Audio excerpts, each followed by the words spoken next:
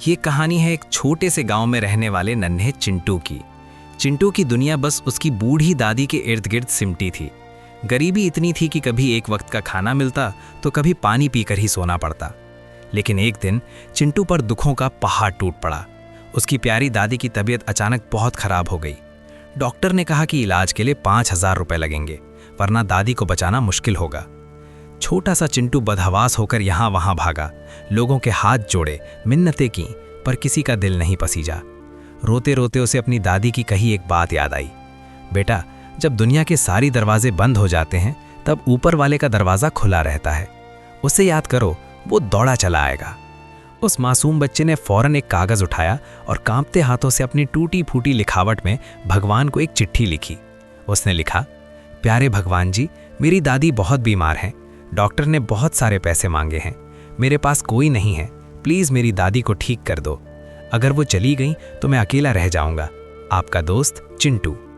चिंटू ने उस चिट्ठी को एक लिफाफे में डाला और पते की जगह लिखा, सेवा में भगवान जी का घर, पंढरपुर धाम, और पूरी उम्मीद के साथ उसे डाक खाने के लेटर बॉक्स में डाल दिया।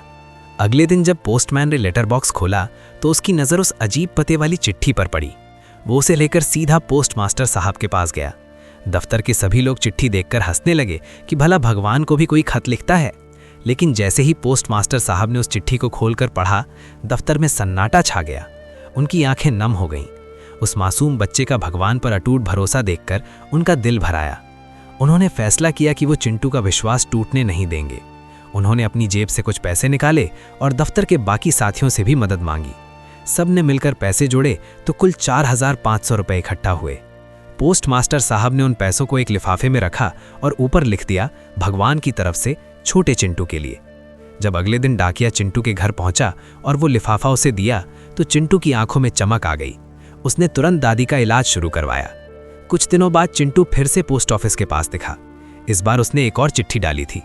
जब पोस्ट मास्टर साहब ने वो दूसरी चिट्ठी पढ़ी तो उनके चेहरे पर एक ऐसी मुस्कान थी जिसे बयां करना मुश्किल था। चिंटू ने लिखा था, थैंक यू भगवान जी, आपने पैसे भेजे और मेरी दादी अब ठीक हो रही हैं। लेकिन भगवान जी, अगली बार जब आप पैसे भेजो तो किसी के हाथ मत भेजना, आप खुद लेकर आना, क्योंकि मुझे लगता है बीच में डाक खाने वाला ने मेरे 500 रुपये निकाल लिए, मुझे सिर्फ 4,500 ही मिले। पोस्ट मास्टर साहब की आंखों में खुशी के आंसू थे। उन्हें उस दिन समझ आया कि ईश्वर खुद धरती पर नहीं आता, बल्कि वो हम इंसानों के जरिए ही अपनी करुणा और चमत्कार दिखाता है। दोस्तों, दुआओं में बहुत ताकत होती है, बस उसे मांगने वाला चिंटू जैसा मासूम और सच्चा होना चाहिए।